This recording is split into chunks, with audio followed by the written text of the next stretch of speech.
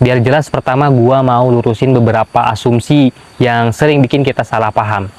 Yang pertama, gak semua PMO itu sama. Ada orang yang ngelakuinnya karena stres, ada yang karena kesepian, ada juga yang sekedar eksplorasi tubuhnya sendiri. Yang kedua, efek jangka pendek nggak bisa disamain sama efek jangka panjang. Rasa lega 5 menit itu nggak selalu berarti lu sedang menyembuhkan diri. Kadang lu cuma lagi menunda masalah yang sebenarnya lebih dalam. Dan yang ketiga, manfaat yang terasa secara emosional itu belum tentu sehat secara psikologis. Bisa jadi rasa lega itu muncul karena lu berhasil lari dari rasa cemas, bukan karena lu menyelesaikannya. Nah, sekarang kita bahas satu persatu. Apa saja manfaat psikologis dari PMO, dengan catatan ini bukan pembenaran tapi pengamatan. Yang pertama, pelepasan stres. Banyak orang itu ngerasa tenang setelah melakukan PMO, dan itu masuk akal karena secara biologis setelah orgasme tubuh melepas hormon dopamin, oksitosin, dan endorfin, yaitu hormon yang bikin otak itu rileks dan tubuh menjadi tenang gitu. Makanya sebagian orang bisa tidur lebih nyenyak setelah melakukannya. Nah, tapi ingat bro gitu, efek ini itu hanya sementara. Kalau stres lu datang dari masalah hidup, bukan dari tubuh, PMO nggak bakal nyembuhin apa-apa. Lu cuma lagi menekan tombol pause dari rasa tegang, bukan menyelesaikan sumbernya gitu bro. Yang kedua, regulasi emosi sementara.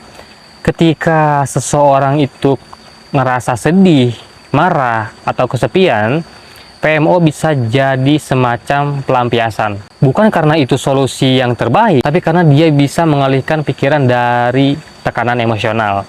Namun disinilah bahayanya gitu bro.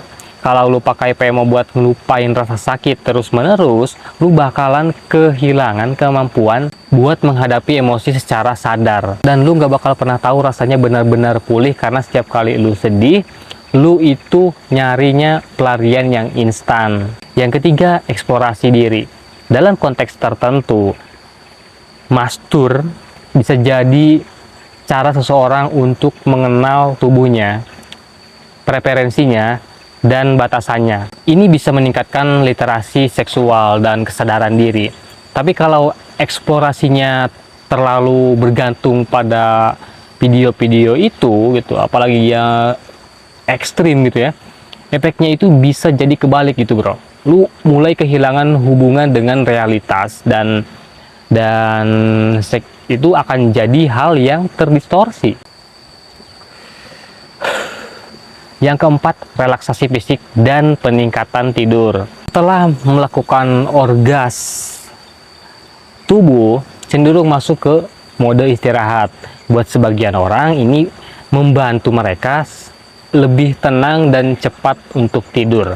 Tapi buat yang lain, terutama yang punya rasa bersalah setelah melakukan itu, justru malah bikin gelisah. Dan terakhir, perasaan lega yang sesaat.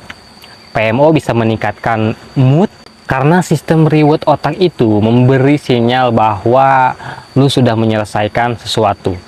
Tapi kalau reward itu datang dari hal yang impulsif, lama-lama otak lu bakalan menjadi ketergantungan. Mirip kayak orang yang butuh kopi tiap pagi buat semangat.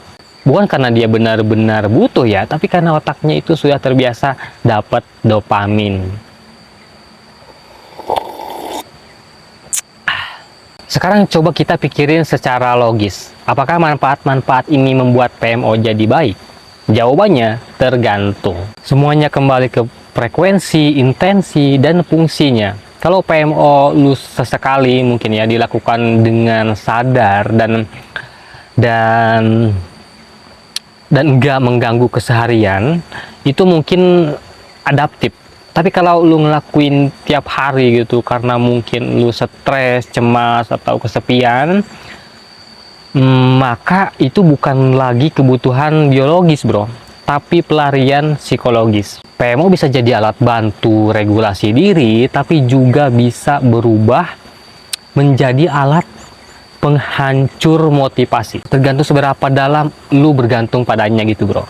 Nah, masalahnya kita jarang jujur soal kenapa kita melakukannya gitu bro. Banyak orang bilang gue cuma pengen rilis, tapi sebenarnya dia itu pengen melarikan diri dari rasa yang kosong, bosan gitu, atau perasaan nggak berharga.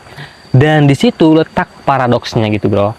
Nah, PMO ini memang jadi PMO ini memang bisa bikin lo tenang, tapi juga bisa bikin lu makin jatuh dari diri lu sendiri kalau digunakan tanpa kesadaran. Kalau kita lihat dari sisi ilmiah, sayangnya data tentang PMO itu masih terbatas bro.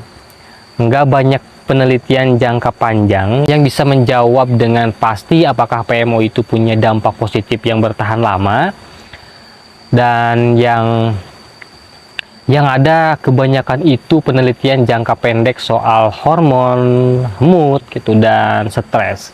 Jadi belum ada kesimpulan universal karena efeknya itu sangat tergantung pada konteks budaya, nilai moral, dan cara seseorang memaknainya. Nah, hipotesis gua itu sederhana gitu bro. Kalau seseorang punya literasi seksual yang sehat, nggak menjadikan PMO itu sebagai pelarian utama gitu, dan melakukannya dalam batas yang wajar, maka manfaat psikologisnya bisa ada dan bahkan positif. Tapi kalau dilakukan karena kesepian, stres, atau kehilangan arah hidup, maka efeknya cuma jadi penenang sesaat yang menipu. Jadi kesimpulannya, PMO itu bukan hitam atau putih, dia itu netral seperti pisau gitu. Bisa jadi alat bantu, bisa juga jadi alat destruksi, tergantung siapa yang memegangnya dan untuk apa itu digunakan gitu bro. Kalau lo ngerasa PMO itu bikin lo tenang, coba tanya ke diri lo, tenang karena apa? Karena lo bener-bener damai, atau karena lo berhenti merasa bersalah untuk sesaat? Dan kalau lo merasa PMO itu bikin lo tambah gelisah, jangan buru-buru untuk nyalahin diri sendiri. Mungkin bukan karena lu yang lemah gitu bro, tapi karena tubuh dan pikiran lu itu sedang minta perhatian dengan cara yang salah.